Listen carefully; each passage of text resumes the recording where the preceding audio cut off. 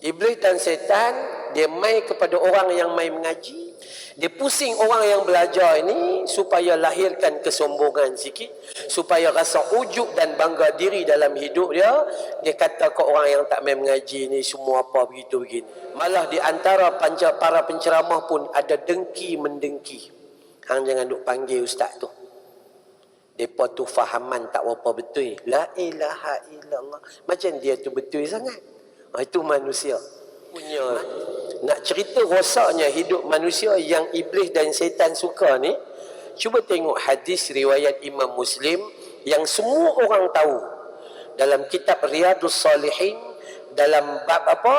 Dalam bab taubat, dalam bab apa-apa ni, niat, semua cerita tentang apa? Ada 3 golongan yang beramal tapi masuk neraka. 3 golongan beramal masuk neraka. Hadis ni cukup sahih dan cukup popular yang semua orang Melayu tahu. Golongan yang pertama yang buat amal tapi masuk neraka adalah golongan yang mati syahid. Semua orang tahu perkara ni. Sebab tu ilmu ni dia mengingatkan kita balik. Orang yang pergi mati syahid ketika di akhirat nanti Allah tanya dia, wahai syuhada, apa yang kamu buat dengan keberanian, kehulubalangan, kepahlawanan yang telah kami bagi kepadamu? Syuhada tu kata, ya Allah, dahulunya aku berperang fi sabilillah dan akhirnya aku gugur syahid. Allah kata, kadzabta, hang pembohong. Ketika hang pi perang, hang bukan mengharapkan redha aku, tapi mengharapkan pujian daripada manusia, jawatan daripada manusia, dan hang dah dapat PGB, pingat gagah berani. Hang dah dapat nama hang tertulis sebagai pahlawan. Hang dah dapat pangkat, semua dah hang dapat. Tapi di sisi Allah, apa Allah bagi tahu? Allah perintah malaikat seret wajahnya itu dengan dihina, bukan seret kakinya. Seret maksud pegang kaki, seret wajah macam tu. Lalu tak kat mana? Dicampak dalam neraka Jahannam. Kenapa? Sebab niat saja. Itu perkara yang paling awal untuk difahami. Bahawa iblis dan setan cukup cinta kepada hamba Allah yang beramal dengan tidak ikhlas. Itu paling besar dalam hidup kita. Puasa, tak ada siapa pun tahu yang kita puasa. Di dahi kita tak ada tulis aku berpuasa, tak ada. Tapi kita ni dia main satu peringkat, setan masuk situ. Hang kena cerita ke orang. Bagus kalau hang cerita ke orang. Orang baru bagi salam, kak, assalamualaikum. Akak tu waalaikumsalam. Akak ni penat sikit. Orang tak tanya pun dia penat ke tidak. Akak ni penat sikit. Puasa? Lingkup, ya, gila, pucik. Itu manusia. Maka perkara ni, kenapa orang yang mati syahid masuk neraka?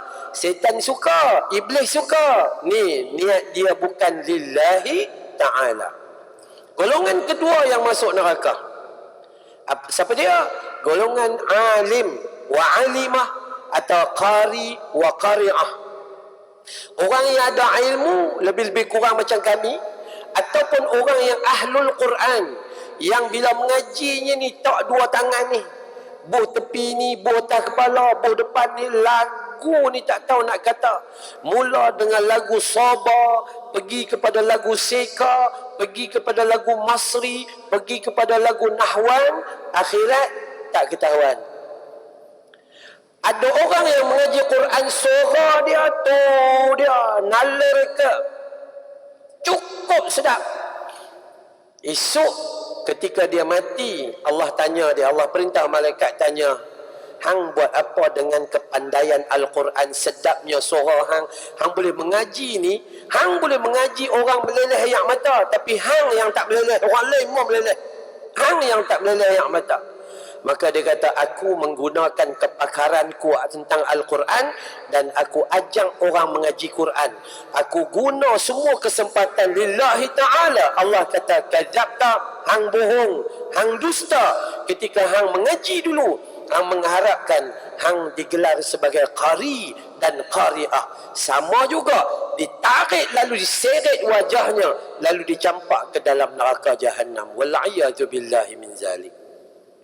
Orang mati syahid masuk neraka. Orang baca Quran, kita hak tak baca lagi teruk. Kita yang tak baca ni, kita baca ni, baca handphone, tarik zoom, penat tangan tu. Grup WhatsApp ni ada 50 grup, tak dan. Nak masak tak dan, nak baca Quran tak dan. Duk tengok grup WhatsApp ni. Kan? Ini dan grup orang yang ketiga, golongan yang ketiga yang masuk neraka adalah golongan yang digelar sebagai dermawan. Golongan yang digelar sebagai dermawan di akhirat nanti sama juga. Allah tanya dia, wahai dermawan, kami bagi padamu harta, wang ringgit dan kekayaan. Apa yang kamu telah lakukan?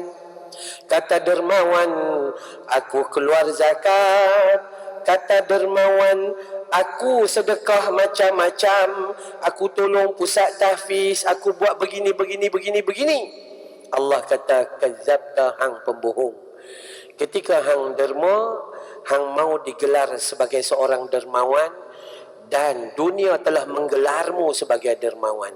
Sama juga Allah perintah malaikat seret dengan wajahnya itu, lalu sebahagian tafsir menyebut bahawa ketika diseret maka gugurlah semua daging di wajahnya, lalu dicampak ke dalam neraka Jahannam. Wal'iyadu billahi min zalik.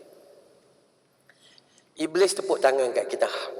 Bagusnya, bagus. Hak tak beramal dah tentu habis. Ni yang beramal pun rosak. Jadi semua golongan manusia yang setan tu janjilah. Kita baca hadis, setan janji. Syaitan akan mendatangi manusia dari hadapan dan belakangmu, dari kanan dan kirimu, dari atas dan bawahmu. Tak pernah berhenti setan. Dia akan hancurkan manusia sehancur-hancurnya. Daripada orang yang jahat sampailah kepada orang yang baik. Iblis dan syaitan mendatangi manusia sebagaimana rupa dia. Iblis dan syaitan dia mai kepada orang yang mai mengaji. Macam mana orang yang mai mengaji?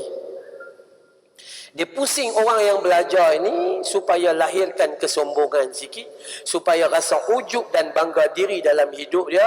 Dia kata ke orang yang tak main mengaji ni semua apa begitu begini. Iblis masuk kepada kami penceramah sehingga para penceramah ini rasa dialah yang di antara yang terbaik. Malah di antara para penceramah pun ada dengki mendengki. Hang jangan duk panggil ustaz tu. Mereka tu fahaman tak apa betul. La ilaha illallah.